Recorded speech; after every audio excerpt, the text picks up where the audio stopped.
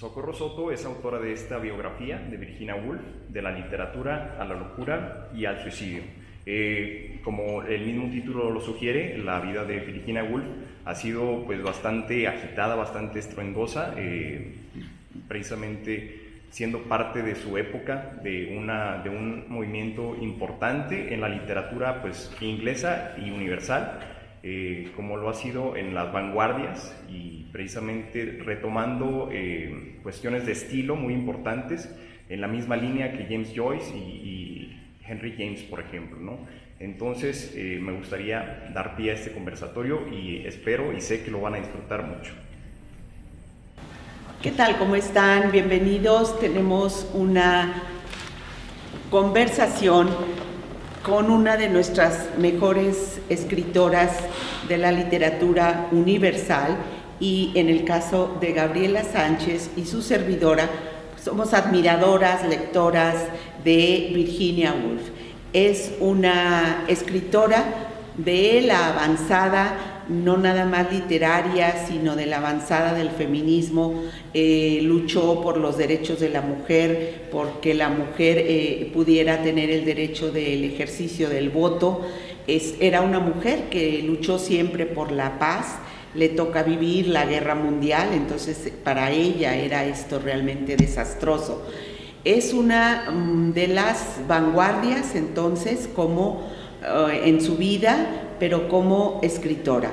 Estamos ante una escritora muy inteligente, con mucho talento, pero también con un gran rigor, con una gran disciplina, que nos regala una de las obras más importantes de la literatura universal.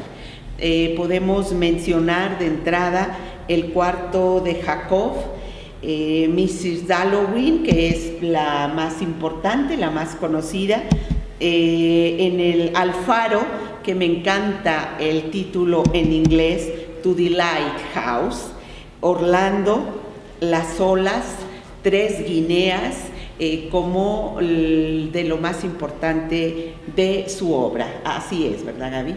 Claro que sí, estamos hablando de una escritora adelantada para su época, podríamos decir. Sí. Ella, a lo largo de su obra, trata temas que hoy en día todavía son tabú, como la homosexualidad, como la sexualidad femenina, cómo ella vivía que el ser mujer era ser como de segunda. Virginia Woolf representa, yo creo que a la pionera, o una de las pioneras en el feminismo mundial, y las primeras en señalar la condición de la mujer. La condición femenina, los derechos de la mujer, sí, como les decía, los derechos de la mujer, el derecho al voto, la paz, siempre está presente en su obra. Trabaja varios estilos literarios, Virginia, de ahí su importancia. Empieza con un diario desde pequeña, adolescente, entonces trabaja de una manera excelente su biografía. Virginia se introduce al alma humana, trabaja el monólogo también de una manera muy adelantada, como nos decía Chamir, nuestro presentador, y trabaja también la novela, esta que tenemos aquí, La señora Dalloway, es la obra más importante que escribe, y es la más famosa por lo menos, ¿no? Esta novela de La señora Dalloway es una fiesta que organiza Clarissa Dalloway en el Londres del siglo pasado, de principios del siglo pasado, y es todo un día. La novela el tiempo narrativo de la novela son 16 horas. Desde que empieza en la mañana, ya sabe que va a organizar una fiesta, entonces empieza toda la organización. Es Virginia Woolf y Clarissa Dalloway, son dos mujeres inglesas elegantes, ricas, cultas, con el amor a las flores. Les trajimos algo de escenografía de este Londres bellísimo que Virginia Woolf amó y que es otro de sus personajes importantes en toda su obra. las calles de Londres, los puentes, la ciudad que la caminaba todos los días. Su Londres querido es otro de sus personajes. Entonces continuamos con la señora Dalloween. Hace una fiesta por su cumpleaños y entonces el tiempo narrativo dura 16 horas, que es desde la mañana hasta en la noche con la realización de la fiesta. La novela empieza con, es una beautiful morning, porque como les digo está en la mañana, donde Virginia Woolf abre la ventana y se queda asombrada de la belleza de Londres. Y empiezan todos los preparativos de la fiesta.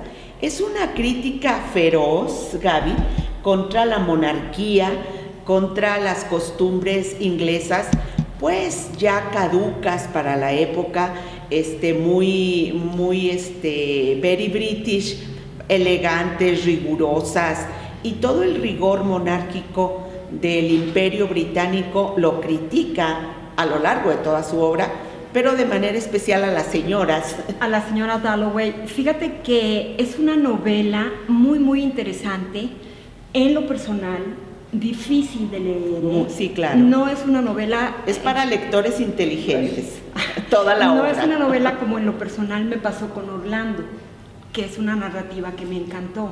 Aquí había que volver a los personajes, aunque es un solo día en el que se desarrolla la novela. Y también en esta novela ella lleva los temas que la apasionan, que la hacen vivir, ¿no?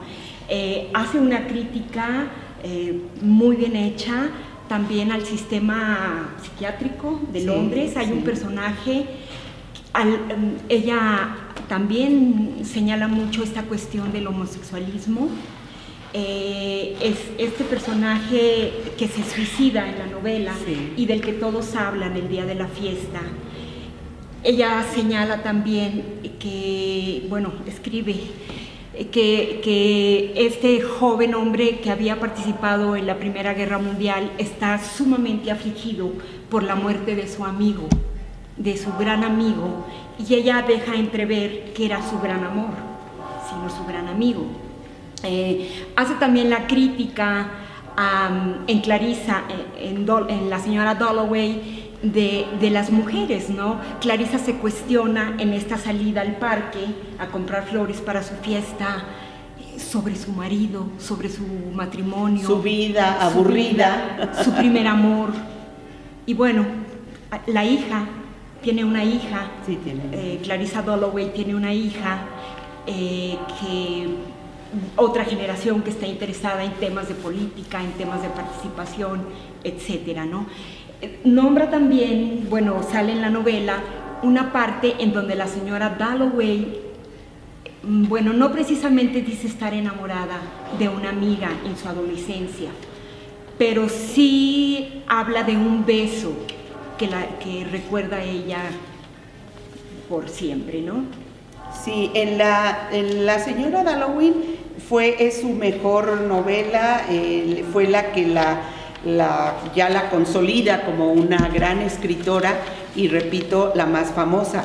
Hay una película impresionante que se las recomendamos mucho, que se llama Las Horas, en donde está precisamente, son 3 tiempos en la película, es buenísima, en donde nos habla en la película de la vida de Virginia Woolf y como escritora, nos habla de la señora Dalloway, y el tercer tiempo es una lectora norteamericana, estadounidense, que está leyendo la señora Dalloway. Entonces son 3 tiempos los que se manejan en esta película, y entonces nos deja una idea muy completa de la obra de Virginia Woolf.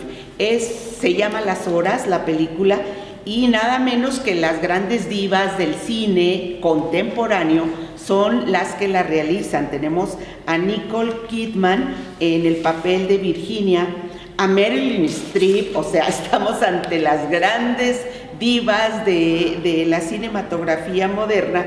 Meryl Streep es la señora Dalloway y Julianne Moore, las 3 además bellísimas, es la que está leyendo a la novela. Entonces es una película súper bien hecha y les puede dar una idea completa tanto de la obra como de la vida de Virginia Woolf. De Virginia Woolf. Fíjate, Socorro, que a mí, por ejemplo, hay frases de Virginia Woolf que me llenan de emoción, que me encantan. Bueno, como esta en donde ella escribe: no hay prisa, no hay necesidad de brillar, no es necesario ser nadie, salvo uno mismo. Y creo que esto también es como un leitmotiv en todas sus novelas, uno mismo, con tu sexualidad, con el entorno en que te tocó vivir, porque además ella también habla mucho de cómo las condiciones sociales de las épocas determinan claro. Lo que uno, tus emociones, tu personalidad, lo que uno es. Y esto lo vemos muy claramente en Orlando, que es un viaje a través de sus grandes novelas. De sus grandes novelas, que a mí en lo personal me encanta Orlando. Yo sé. Porque no solamente es un viaje a través de la historia de Inglaterra, que es también la historia universal, es un viaje a través de los contextos históricos que va viviendo el personaje, por un lado. Y por otro lado, fíjate que en una segunda leída reflexioné más en torno a esta parte de la transexualidad. ¿Sí?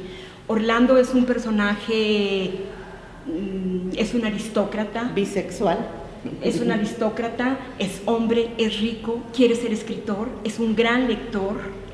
Y durante toda la obra, durante los 4 siglos de vida de Orlando, él está escribiendo una sola obra.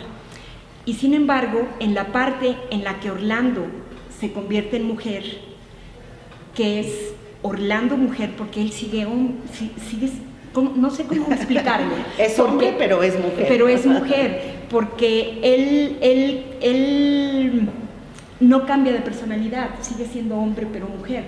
Pero bueno, en esa transformación o en esa transgresión... Súper adelantada para su tiempo, época. Tú te das cuenta cuando Orlando dice... Orlando como mujer es cuando logra publicar el poema que se ha escrito, que se ha ido escribiendo a lo largo de toda la novela. Pero es un buen escritor, pero logra publicar cuando es mujer. Entonces ella también nos habla metafóricamente de las mujeres en la escritura, pero también como un acto de rebeldía, ¿sí? No es un acto natural el que la mujer escriba. Bueno, ya hablaremos un poquito sobre lo que ella también decía del cuarto propio y de las 500 guineas. Es otra de sus grandes obras también, que la sitúan como una feminista avanzada del feminismo, Biblia del feminismo, que menciona Gaby, en un cuarto propio, porque Virginia dice que la mujer, para poder ser ella misma, tiene que liberarse de las ataduras financieras y tiene que dedicarse, en este caso, a la literatura, y para eso necesita un cuarto propio, en donde al ponerse a teclear, en este caso, pues se pueda dedicar de lleno a su oficio de escritora y dejar todo lo demás en un cuarto propio. Es una conferencia que ella da en las universidades de mayor prestigio del mundo, como son Cambridge y Oxford, las grandes universidades, a las cuales, es muy importante este dato, ella quiso ingresar, ella y su hermana Vanessa, que es pintora, quisieron ingresar a la universidad, y el padre patriarcal, con todo el rigor de la época, no les permite ingresar a la universidad. Y de esas cosas de la vida, ironías de la vida, después Oxford y Cambridge University le abren la puerta grande para que vaya a dar estas conferencias, y es donde ella presenta el ensayo en un cuarto propio. Entonces habla de su biografía, desde adolescente empieza a hablar, tiene su diario, que es importantísimo. Logra la novela, como ya les mencionamos, Orlando, la señora Dalloway, pero escribe también en revistas, escribe en periódicos, tiene ensayos como en un cuarto propio, firma desplegados, cartas por la paz, por el voto, por las mejores condiciones de vida. Sobre la educación también le interesa mucho. Y bueno, la revista para la época ya muy importante y hasta la fecha, como es la revista Vogue. La BBC Londres está, pues, la mayor cadena televisora y de mucha tradición, y el New York Times le rinde tributo en vida, afortunadamente, con entrevistas por demás importantes. Tiene dos entrevistas que la envidio, me muero de la envidia, con Freud y con Marguerite Yourcenar. No había Face, no hay registro, yo no he encontrado una fotografía, pero imagínense Virginia Woolf con Sigmund Freud y Virginia Woolf con Marguerite Yourcenar. Ahí sí creo que son de esos grandes momentos de la historia de la humanidad, esas conversaciones, ¿no? Claro que sí, por supuesto. Bueno, en la revista Time, en su tiempo, cuando se publicó la señora Dalloway, también la lanza como la gran escritora de la época. Fíjate que a mí me llama mucho la atención que si bien Virginia Woolf, yo digo desde mi modesta opinión, que ella sí tenía un cuarto propio. Claro. Y ella sí tenía, porque ella pertenecía pues a una familia educada, era aristócrata, a una familia rica, sí, etcétera. Sin embargo, creo que el gran mérito es haberse dado cuenta, claro, teniéndolo ella, claro, ¿sí?, de que otras mujeres lo necesitaban y no lo tenían. Y ella escribe: la libertad intelectual depende de cosas materiales. La poesía depende de la libertad intelectual, y las mujeres siempre han sido pobres, no solo durante 200 años, sino desde el principio de los tiempos. Las mujeres han gozado de menos libertad intelectual que los hijos de los esclavos atenienses. Por eso he insistido tanto sobre el dinero y sobre tener una habitación propia. Claro. Y luego ella habla, por ejemplo, de escritoras inglesas, como la de Cumbres Borrascosas y algunas otras. De Jane Austen, es también esta de Prestigio y Poder, que ahorita es tan famosa. Claro. Virginia es la primera que la rescata, ¿no? Claro, y ella dice, estas mujeres que eran tan brillantes no tenían un cuarto propio. Muchas veces no tenían para comprar el papel y tenían que escribir en el comedor y sin poder concentrarse. Claro. A eso se refiere hasta ella. La fecha. Claro, sí, con un cuarto propio. Por ahí hay alguna parte en donde ella dice que el problema de las mujeres y el problema de la literatura no está resuelto, y lo dice en aquel tiempo, y llegamos al día de hoy y pues también estamos todavía sin resolver. Así es. Bueno, vamos a ubicarnos un poco. Ya nos contó Chamir que Virginia nace el 25 de enero de 1882 en Hyde Park, que es uno de los barrios más aristócratas, bellísimos, en el centro de Londres, en el río Támesis, ahí de paseo, ¿verdad? En el barrio de Kensington. Es una familia aristócrata, de la alta burguesía, tiene todo lo que se puede pensar resuelto en cuanto a las condiciones materiales. Su padre es un lector que la hace a ella lectora temprana, habla francés, habla griego, aprende griego para leer a los griegos en su lengua original, para leer las obras griegas en su lengua original.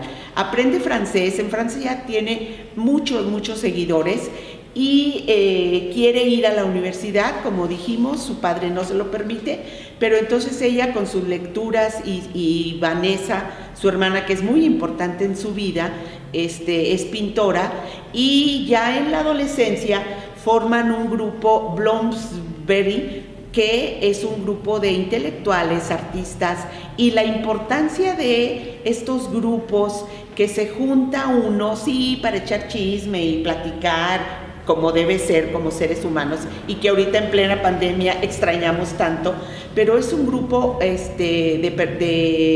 escritores, intelectuales, economistas, muy importante, todos con un gran desarrollo intelectual, pero muy activos. Entonces logran con su vida y su obra y sus propuestas estéticas, éticas, cambiar lo aburrido de la vida monárquica con sus críticas hacia el patriarcado, hacia la monarquía, y entonces rentan un departamento, Virginia y Vanessa, dejan la vida aristócrata y la gran casona de los padres y se van a un barrio más working class, y ahí hacen todas estas reuniones del grupo famoso, ¿no? En donde, como les digo, participan de lleno el grupo Bloomsbury, y ellos, los hombres, sí son universitarios, están estudiando en la Universidad de Oxford y de Cambridge, y ellas no, porque como les dijimos, su padre no las deja. Está el filósofo Bertrand Russell, el famoso economista John Maynard Keynes.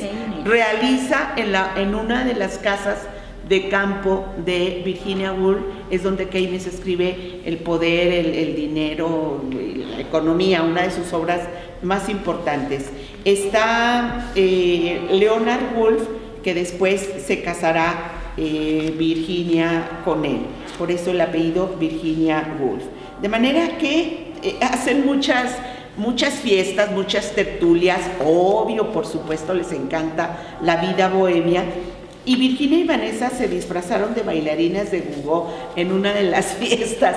Entonces, de eso sí hay fotos, y entonces, bueno, siempre está en la punta del escándalo, ¿no? Y luego, otro día, cuenta la leyenda que se baña desnuda en el río Granta, cosa que han hecho todas las divas, y todas las leyendas nos hablan al respecto, ¿no?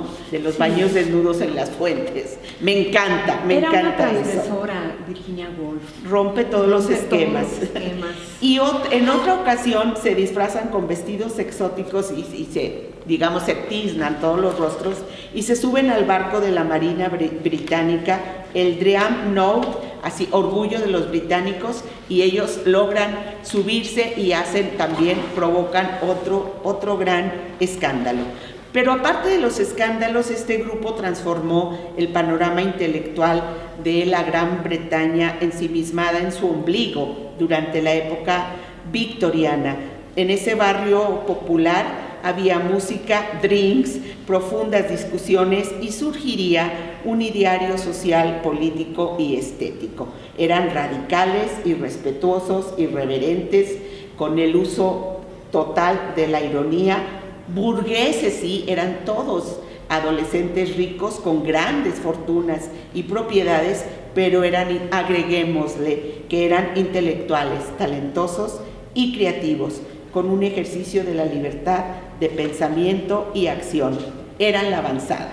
Y proponían ya lo que después sería la Comunidad Económica Europea, o sea, libre comercio y romper las fronteras de Inglaterra hacia Europa.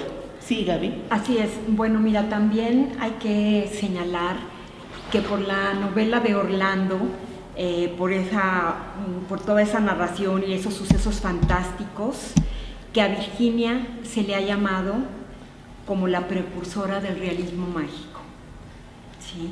Cuando todavía ni existía, ¿sí? Se imaginaba. Pero volviendo a Orlando, y volviendo a los roles, en esta novela, la autora Virginia Woolf quiere transmitir lo absurdo de los roles sexuales y pone en tela de juicio la determinación cultural del género.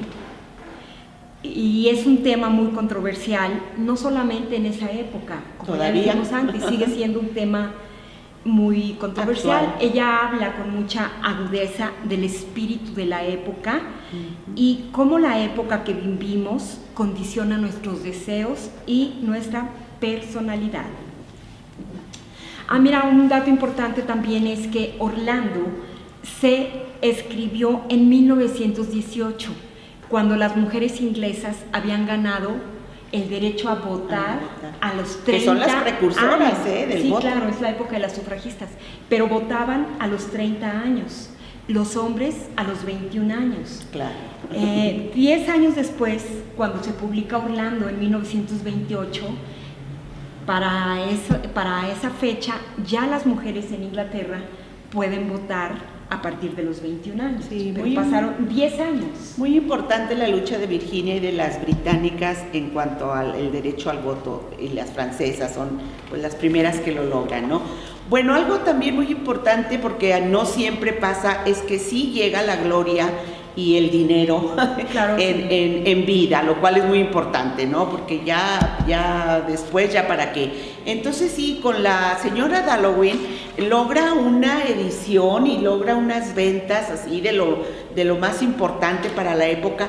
Todas las señoras inglesas la compraron y se veían reflejadas, era una crítica para ellas, pero se veían reflejadas, pero la estaban leyendo, ¿no? Entonces sí gana el premio Prix Femina, y con las ventas de sus novelas de la señora Dallowyn y de Orlando, que aquí la tenemos, logra unas ventas importantísimas, se hace de dinero y hace con su esposo una imprenta en donde están imprimiendo los textos más importantes de la época. Thomas Eliot, el gran poeta Thomas Eliot, publicó en 1927 un extenso artículo sobre Virginia en la revista francesa Las Letras Inglesas. Entonces esto, bueno, que Thomas Eliot te esté dando tu aval literario, pues la sitúa ya en el lugar que ya tiene como gran escritora. Es una vagabunda desde su adolescencia. Tienen una casa de campo, ya lo hemos dicho que es de familia rica, entonces tienen una casa de campo los Woolf, a donde se van todo el verano con toda la familia, amigos, servidumbre, y se van a la playa. Ahí es donde surge Alfaro, porque repito, es una crítica tremenda para el padre, ¿eh? Lo adoraba, lo quiso mucho, le aprendió mucho, le debe mucho, pero pues también la crítica es lapidaria contra el padre en esta novela de Alfaro. Entonces ella sigue viajando, conoce París, Roma, Venecia, Florencia, Portugal, las islas griegas, Madrid, Granada, Sevilla, Barcelona, Atenas, las islas griegas. Las recorre varias veces, no nada más una vez, ¿no? La invitan a Estados Unidos, ya estamos en la época en que ya es famosa. La invitan a dar conferencias a Estados Unidos, pero no viene a ningún lado de América. Bueno, en este caso a Estados Unidos. No sé si ya tenemos que hablar de las crisis, Gaby, antes o nos faltará algo que retomemos antes, pues, de las crisis que le dan desde su niñez, después en su adolescencia sufre taquicardias, fiebres, encierros, dolores de cabeza muy fuertes, alucinaciones, es hermosísima, ¿no? Es tremenda. Sí, es tremenda. Fíjate que yo creo que a Virginia Woolf la marcó mucho la muerte de su madre. Sí. Y ella habla de su padre. Estaba chica todavía cuando muere su mamá. Sí, de 12, 13 años. Sí. Y habla también de un padre muy autoritario, sí, de un padre muy desapegado, poco afectivo. Sí, que él era biógrafo. Ojalá y nos estén viendo muchos papás. Él era biógrafo, y en esta novela que dicen que es que Orlando, una biografía, ella ahí utiliza todos los recursos que aprendió de su padre, ¿no? Sí. Y bueno, estas crisis son recurrentes, cada vez más graves. Algo así hermosísimo es que bueno, a mí me encanta, es que es una leyenda. Ella veía caballos que se venían desbocados en sus pesadillas muy recurrentes, ¿no? Y hombres con cabellos largos. Ya saben, los fantasmas que todos tenemos, los fantasmas que salen del ropero, que siempre están ahí presentes. Estos eran los fantasmas de Virginia, los caballos desbocados, los hombres de cabellos largos, y que ella aseguró, me encanta, que oía a los pajaritos cantar en griego, lo cual ya nos puede decir lo que venía, el desenlace fatal de Virginia Woolf, pero digno de su vida y digno de Virginia, ¿no? No podía ser de otra manera. Otra Beautiful Morning sale de su casa de campo en Rodwell, Sussex.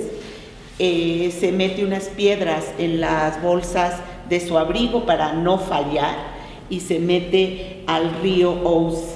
28 de marzo, primavera de 1941. Tenía apenas 59 años. Muere ahogada en medio de Asfódelos. Nace el mito, nace la leyenda y, bueno, se suicida de esta manera a la Woolf. No podía ser de otra manera. No podía ser de otra manera y deja una hermosa carta para su esposo Leonard, sí, a quien quiere y ama profundamente. Y él la adoraba. A ella, que de hecho él se oponía a que se publicaran sus diarios.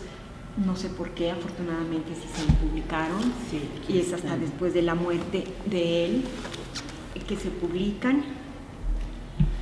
Y ella también escribe en una ocasión, dice: me hago y me deshago continuamente. Diferentes personas sacan palabras. Me hago y me deshago continuamente. Diferentes personas sacan palabras diferentes de mí. Y bueno, pues así es. Sí, historia. Aquí tenemos el cuarto propio, si se alcanza a ver. Y bueno, ya para ir cerrando, terminando, la obra de Virginia Woolf hasta estos momentos es muy estudiada por las feministas, por los universitarios contemporáneos. Hay un sinnúmero de tesis de literatura, de grados de maestría y de doctorados en literatura sobre la obra de Virginia Woolf, sobre todo en las universidades de Inglaterra, obviamente, en las universidades de Estados Unidos y en las universidades francesas. Les recomendamos mucho la película de la que ya les hablamos, Las Horas. Y está su obra, aquí la tenemos, no toda, pero casi toda. Y hay muchos libros relacionados con Virginia Woolf, por ejemplo de Jesús Rubio en Mujeres en la Literatura, que nos pueden hablar de su obra, de su importantísima vida, y pues es una adelantada a su tiempo, a su espacio, y muy inteligente, súper talentosa, pero con mucho rigor. Con mucha disciplina y mucho rigor. En sus últimos años ella era de tiempo completo y lo que le sigue. Y mira, por ejemplo, a mí me llama mucho la atención, hay mucha gente que conoce a Virginia Woolf aún cuando no haya leído sus libros. Sí, suele pasar, claro. Y hay, por ejemplo, yo pienso en Joyce. La gente no lo conoce a él, conocerá tal vez el libro, que es muy importante, pero Virginia Woolf es conocida por todos. Sí. O sea, esa foto... adorada. Sí, muy querida, muy querida. Esta, ¿no? Esta es muy famosa. Sí, esa foto es hermosa. Very British, very British. Adoraba tomar el té, las flores, por eso en su honor hicimos este pequeño montaje. La cup of tea, las caminatas por las calles de Londres. Londres es un personaje importantísimo, claro, que lo mete en toda su obra. Y bueno, pues es una invitación, un homenaje que le hacemos Gabriela Sánchez, Socorro Soto, del Instituto de Cultura del Estado de Durango, a esta enorme mujer que la amamos, la adoramos, y que ya hemos hecho esto varias veces y lo seguiremos haciendo. Claro, ¿no? Además hay un momento en que Virginia Woolf, que habla de la habitación propia, también dice, bueno, reconoce que es difícil para un hombre tener todas estas condiciones. Es más para una mujer, pero ahí está el amor a la literatura que ella tiene, que entonces dice, pero aún así, si no logran el cuarto propio, por favor, escriban y lean. Encantadas de estar con ustedes, gracias a todo el equipo técnico de Lisset, que siempre están con mucho profesionalismo. Aquí los tenemos, gracias Vico. Gracias. Muchas gracias. A nuestro presentador, Chamir y Chamir Nasser, y bueno, gracias a ustedes por su atención. Chava en la cámara, como siempre, muy profesional. Muchísimas gracias, amigos.